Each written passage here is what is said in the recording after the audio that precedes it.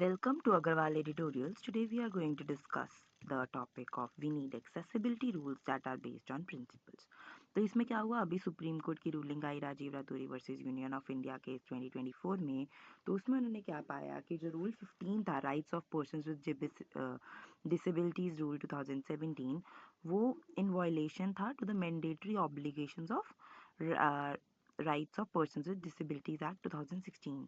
तो इश्यू क्या था कि जो रूल 15 था वो डिस्क्रिशनरी लैंग्वेज में बात करता था कि मिनिस्ट्रीज और डिपार्टमेंट्स की डिस्क्रिशन है कि वो अपना मतलब रिक्वायर्ड स्टेप्स एक्सेसिबिलिटी के लिए लेना चाहते हैं या नहीं, जबकि जो एक्ट था वो मैंडेटरी एक्शन की बात करता था। सुप्रीम कोर्ट की फाइंडिंग्स क्या थी? डिस्क्रिशनरी वर्सेस मैंडेटरी ऑब्लिगेशंस, वही कि जो रूल 15 है वो डिस्क्रिशन की बात कर रहा है, जबकि sections 40, 44, 45, 46 of rights of persons with disabilities act जो है वो मैंडेटरी ऑब्लिगेशंस की बात कर रहा था। Examples of ministry guidelines under rule 15, the ministry of housing and urban affairs को कहा गया guidelines for creating barrier free environments, road transport and highways को बस बॉडी कोड ताकि एक्सेसिबल ट्रांसपोर्ट हो। कंसिक्वेंसेस ऑफ वायलेशन, तो डिस्क्रिशनरी गाइडलाइंस के कारण नॉन यूनिफॉर्म या इनसफिशिएंट ही इम्प्लीमेंटेशन हुई, और guidelines notified under rule 15 lost their स्टेटरी authority. Courts directive, अब कोर्ट्स के क्या डायरेक्टिव थे इसमें कि उन्होंने 3 मंथ्स की डेडलाइन दी गवर्नमेंट को कि ड्राफ्ट करे mandatory minimum accessibility requirements. A principle based framework is needed for universality and intersectionality in guideline. The concept of accessibility and regional accommodation, तो एक्सेसिबिलिटी का मतलब होता है कि एक स्टैंडर्डाइज डिज़ाइन जिससे इंक्लूसिविटी हो, जैसे कि रैम्प्स वगैरह बना देना। पर रीजनेबल अकोमोडेशन होता है कि जैसे अगर रैम्प्स बना दिए हैं, साथ में उनको फिजिकल डिसेबिलिटीज़ के लिए जो एक्स्ट्रा उनकी वर्क स्पेस को कस्टमाइज़ कर देना, या फिर उनके लिए ट्रांसलेटर्स वगैरह लगा देना, या मतलब जो भी एक्स्ट्रा चीज़ें हैं, तो बेसिकली ये कॉम्प्लीमेंट है।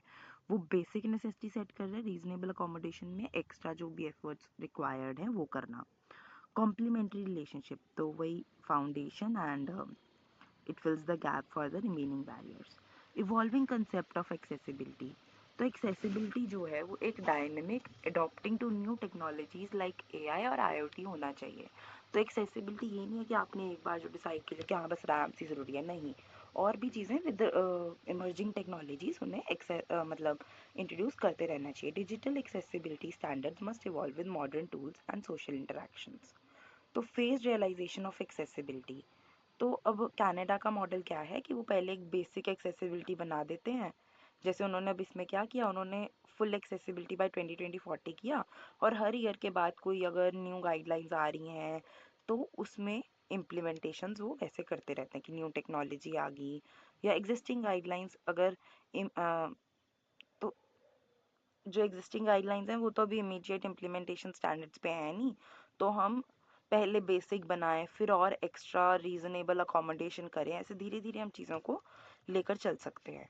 Broad definition of barriers in rights of persons with disabilities act, तो बैरियर्स क्या है, फिजिकल भी हैं और दूसरे भी हैं। टैंजिबल मतलब जिनको आप टच कर सकते हो, like physical barriers, and intangible barriers like with peoples emotion और द सोसाइटल परस्पेक्शन। तो दोनों तरह के बैरियर्स को रिमूव करने के लिए ग्रेटर अवेयरनेस करनी पड़ेगी और गवर्नमेंट को एफर्ट्स लगाने पड़ेंगे। इंपॉर्टेंस ऑफ सोशल ऑडिट्स, तो मैंडेट अंडर सेक्शन 48 ने क्या कहा कि सेंट्रल और स्टेट गवर्नमेंट्स को सोशल ऑडिट्स कंडक्ट करते रहना चाहिए जो कि स्कीम्स वर्क कर रही हैं, ताकि वो कोई भी नेगेटिवली इफेक्ट ना करे पर्सन विद डिसेबिलिटीज़ को। करंट इश्यूज क्या हैं कि कोई क्लियर गाइडलाइंस नहीं है कि कैसे सोशल ऑडिट्स कंडक्ट होंगे, ट्रेनिंग का लैक है ऑडिटर्स में जिसके कारण इनकन्सिस्टेंसीज आ रही हैं। Solutions, clear standardize guidelines for audits, use audits to identify evolving challenges and improve service delivery, then making rules understandable and practical।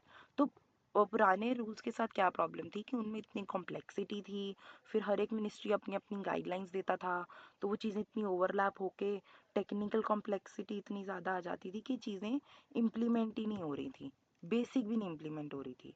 Consequences कि वही एक्सेसिबिलिटीज इश्यूज में डिले आना, increase burden on establishments to follow multiple contradictory rules.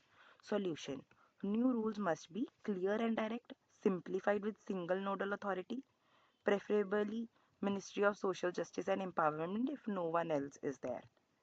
Deadline for new guidelines. The government must release new guidelines by February, subject to extension, and input from private and public sectors is crucial. Market incentives for businesses to create accessible products and services.